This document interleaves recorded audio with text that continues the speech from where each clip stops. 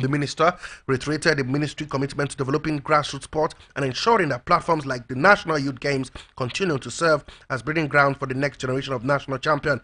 The National Youth Games, which bring together thousands of young athletes from across Nigeria, has once again proven to be a vital event for fostering sportsmanship, teamwork, and a spirit of competition. This year's edition has already unveiled numerous stars who have potential to represent Nigeria at the global stage in the near future.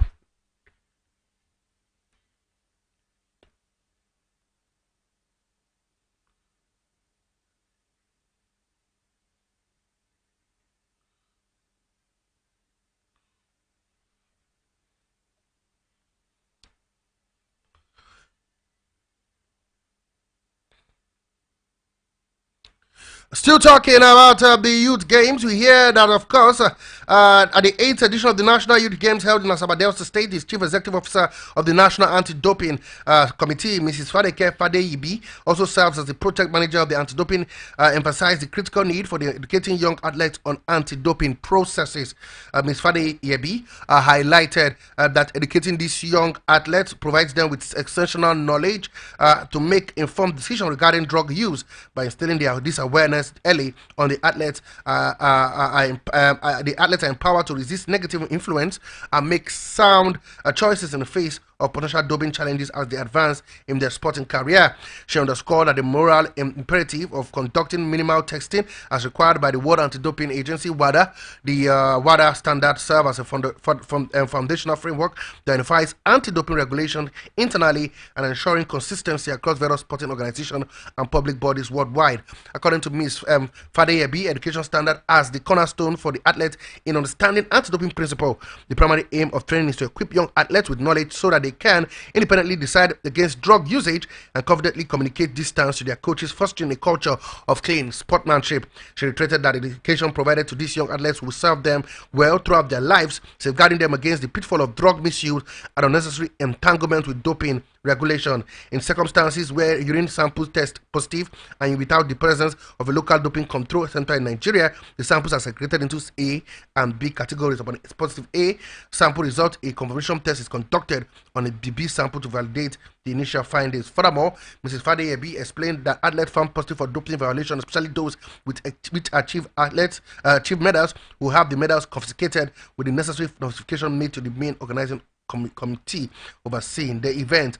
During the training section, Mrs. Jennifer Ehuzube, the 14-year-old karate athlete, distinguished herself by clinching a championship in the anti-doping education program for 2024, showcasing exemplary knowledge and anti-doping rules and violation.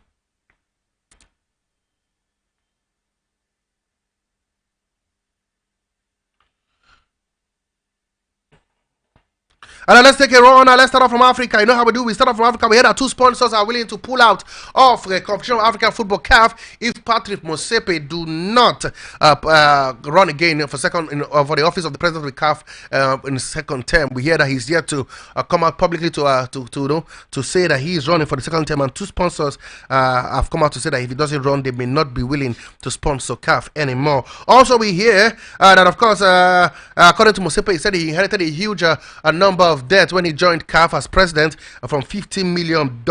He has reduced that debt down to $9 million. Now we also know that 3 countries will be hosting, of course, the CHAN 2023, which is Kenya, Uganda, and Tanzania. They will be hosting the CHAN in 2025, I beg your pardon, as well as the African Cup of Nations in 2027. This was made known when Patrick Motsepe visited Kenya, one of the cities that would host the African Cup of Nations. He made that clearly stated. We hear that he has also stormed the designated venue in Kenya for the CAF 2027 AFCON, which include the stadium. Talking about Motsepe, he said when he was inspecting the facilities, particularly the Kasarani Stadium in Kenya, Motsepe says that he's happy with the improvement in the facilities ahead of the African Cup of Nations, talking about the 2027. So, Pacific has been in Kenya for some time right now, and we'll wait and see how things pan out for Patrick Motsepe. Also, we hear that, of course, ahead of the 2025 AFCON, the host Morocco has intensified their readiness for the competition. The North African country got the nod to host the biannual event following the stripping of Guinea, and we hear that, of course, the government of Morocco on Monday gave the directive and approval that the Prince Moulay Abdallah Stadium in Rabat be rebuilt. The capacity must be increased more than the present 65,000. The stadium was first constructed in 2023. Since then till now, it has undergone a series of innovation. Apart from the 2025 AFCON, the stadium will also one of the stadiums submitted to host the 2030 World Cup. Also, we hear that the NFF have come out to say, oh no, that is foul play, that is blue blood. We did not agree to sign a coach. Talking about Wilfred Sheffer, they said there is no truth in those reports coming up from some media outlets. And in the word of one of the member of the NFF who claimed an animosity, speaking to BSM Sport, he said, and I'll quote him here, though we are aware of that, though the Federation is still searching for a benefiting coach for the Super Eagles, but we are not in contact with Schaefer. That's the word of the man who is William Schaefer. Wilfred Schaefer, born in January 10 to 1950, is a German football manager and former player. He has played and managed Borussia Mönchengladbach, managed VfB Stuttgart, Cameroon, Al Ain, and Al Akol at his last club in 2021. Also, Pesero said he doesn't care. He wants to leave. He would have left the Super Eagles of Nigeria even if he had won the African Cup of Nations in Cote d'Ivoire. Pesero, who said why he left the job, said that he felt too much stress. The job has too much stress. He says, I'll quote him here, I had the support of my staff and the best from my players, but it wasn't enough. I wanted to win the AFCON for the fans, the government, and everyone, but even before the tournament, I had already decided to leave. Even if I won the tournament, I would have still left. The word of Jose Pesero. How stressful can be the job of the Super Eagles? Maybe you'll tell me. Moving on, guys, we hear there's a new club right now in Akwa Ibom State, and that club is named the Goswill Akpabio United FC. It has been bettered in Akwa Ibom State. We hear, according to report, the club has carried out the necessary registration and will compete in the 2024-2025 Nigeria National League (NNL). It has gathered that the players and the officials of the club will soon be recruited ahead of the season, leading officials of the team to a courtesy visit to the state airfield at the Uyo Township Stadium on Monday. General manager of the newly formed team, Mr. Kufre Inima, said that Goswill United Football Club is formed to galvanize unity and love among Akwa Ibom youth, as well as expose hidden talent to the national and international limelight.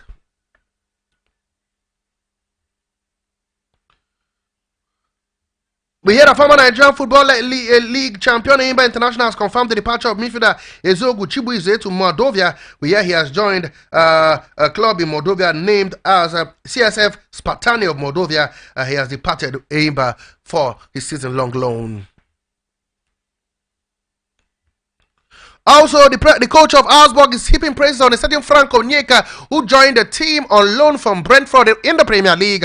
The coach is saying that the guy was indeed outstanding. In his word, he said he only trained twice and involved in the international matches from the start, but he showed us what a good player he is. He's ready to help the team, and that's what he did. Maybe the only team missing was the goal, although he had an assist and played very well. For a first game, it was an outstanding game. He said Onyeka made his debut for Augsburg in their 3-1 win against Sao Paulo on Saturday.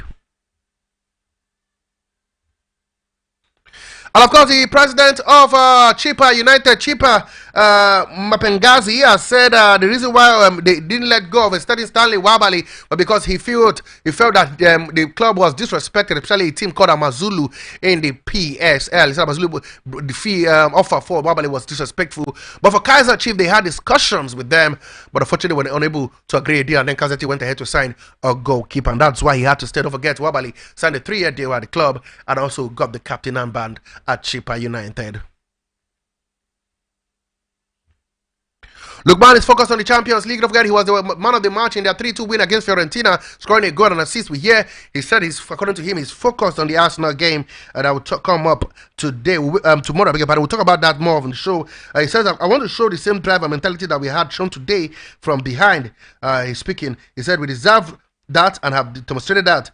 We are pleased to be in the Championship this season. We deserve that, and we demonstrated that. This team will play us now in the Champions League tomorrow. We'll talk more about that later. And of course, Victor Osimhen will not be involved in the game between Galatasaray and Gaziantep that will take place later today. We heard that unfortunately he wasn't registered before match day 3, and that game was postponed due to issues a lot of issues, and due to the postponement of that game and the fact that he was not registered before match day 3, he will not be involved in that game. That game was postponed due to the playoffs Galatasaray had in the Champions League playoffs. So no Victor Osimhen today when Galatasaray takes on Gaziantep. Still talking African football, we hear that the coach of the Knights of Mauritanian Knights of Libya has been fired. I'm talking about no other than, of course, the Libya head coach. His name is no other than Salihovic. Yes, that's his name. Mulitin Sardorovic. He has been sacked after just getting 1 point for the first 2 games in the African Competition Qualifier Series. Mauritanian Knights and winless with 2 games in the qualifiers, playing a 1-0 draw at home to Rwanda, and of course losing 2-1 to Benin Republic 3 days later.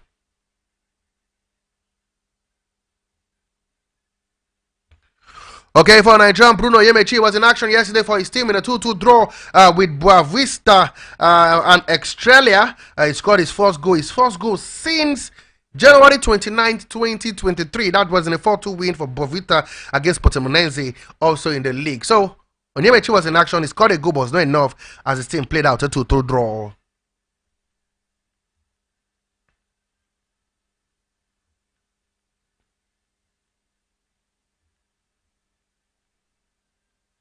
For Marco Okoye, he was part of the Udinese team who are now top of the Serie A table with 10 points from 4 games, coming down from 2-0 down to record a 3-2 victory against Parma. They go top. Okoye has played 4 games so far for Udinese this season.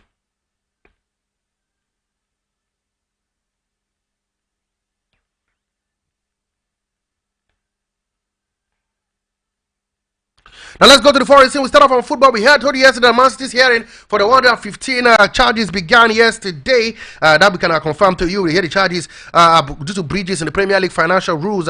We hear that the City have denied all charges. I've said the case is supported by a comprehensive body of irrefutable evidence. We hear that the investigation is ongoing already, and we'll find out what will be done to Man City if they are found guilty. So far, during that period of 2008 to 2019, they have won 8 league titles, multiple cups, Champions League since the takeover of the Abu Dhabi United Group.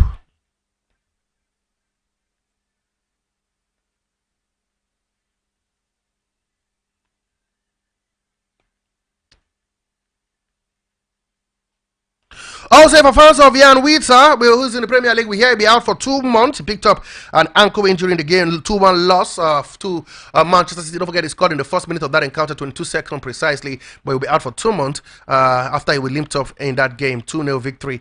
2-0 victory, don't forget, in 2-1 defeat, I beg your pardon, at the Etihad Stadium. Alisson Becker, the goalkeeper of Liverpool, is not happy with the fact that players are playing additional games. He says that players are not being listened to about the workload and are warned that no one in football is close to a situation to fixture conjunction. Liverpool face AC Milan today in the Champions League. We'll come to that very soon. Last season, Liverpool played 58 games and they could play as much as 65 games if they reach all the finals of every competition. According to Alisson, he said, sometimes nobody asks the players what they think about adding more games.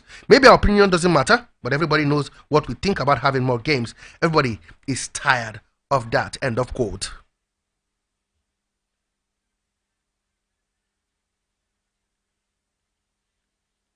And Ten Hag manager Eric Ten Hag says that Brazilian winger Anthony has to earn his right to play for the club. Since this season he has failed to get a single minute of action, falling behind the pecking order between Marcus Rashford, Alejandro Garnacho, and of course Amad Diallo. And the coach is saying he needs to do more, as he has to get more involvement in the team. Don't forget, Man United will be in action today in the Carabao Cup third round tie against Barnsley. As Villa will making their first attempt in the UEFA Champions League after 41 years when they take on Young Boys today. And Emery says their side must win the opening game in respect to their former, the memory of their former European winner, Gary Shaw, who died at the age of 63.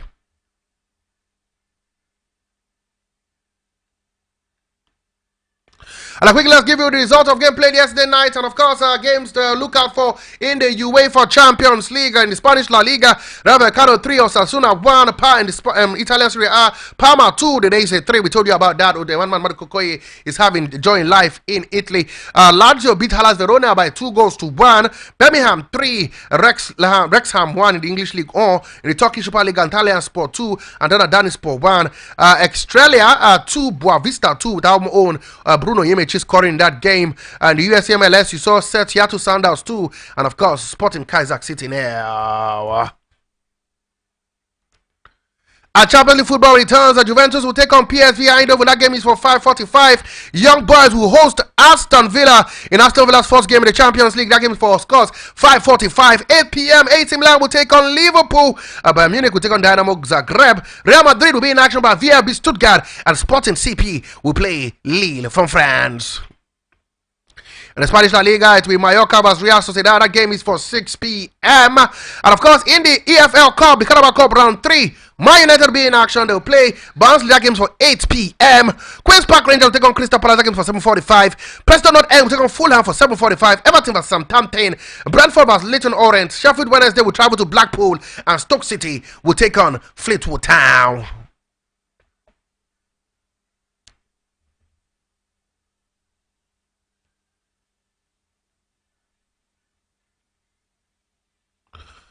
Before we go, let's give you some news from other sports. We hear the Scottish government is on the verge of agreeing a deal for Glasgow Rangers to host the Commonwealth Game in 2026.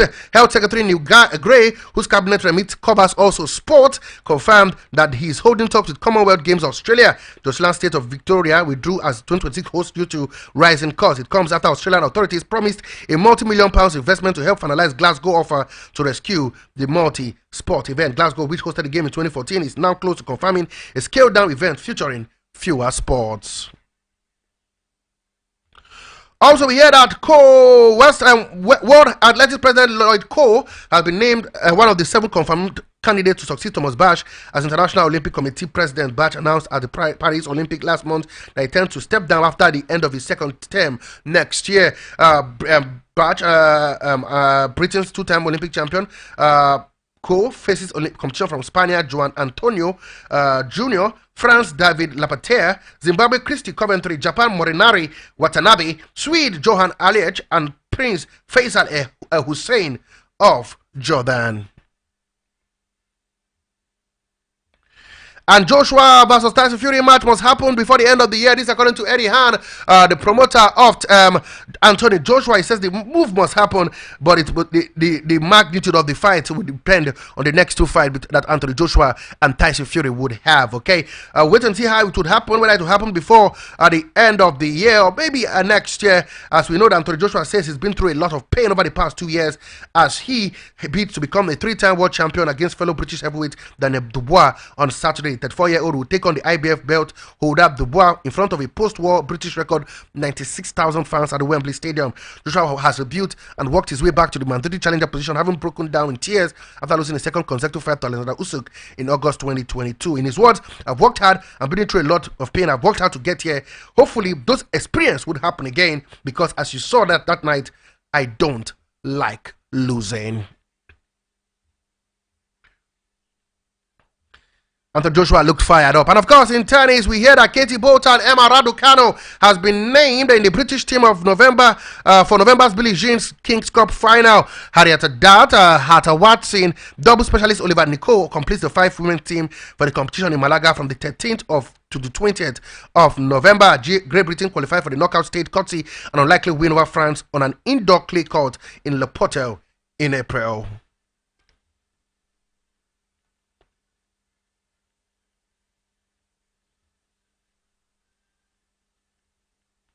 Okay, this is how much we can take on the show today, but don't worry, guys. We'll come on 5 p.m. is that time where we come to talk Sportland. We're looking, of course, extensively at the UEFA Champions League come on, a lot's happening. I tell you, in Europe, the Champions League is back. Some games in the EFL Cup. Man United are not playing Champions League football, but I tell you, they'll be having fun in the EFL round 3 of competition. So we'll talk about that more on 5 p.m. That is 1 hour of sport extravaganza, and I love that show because you too can have your say. Okay, like I always love to say, keep talking sport, keep living sport. Sport is life. Life will be meaningless without sport. If your child or your ward is participating in sport, please do encourage him or her. I remain your one and only, your sport bishop, your magistrate, your pilot, your prophet, the professor, Nonso Arizi Chief. From me, I'm done and gone. God bless, no stress. I'll be back 5 p.m. Enjoy the rest of your day and stay here for more programmings on Voice of the People 96.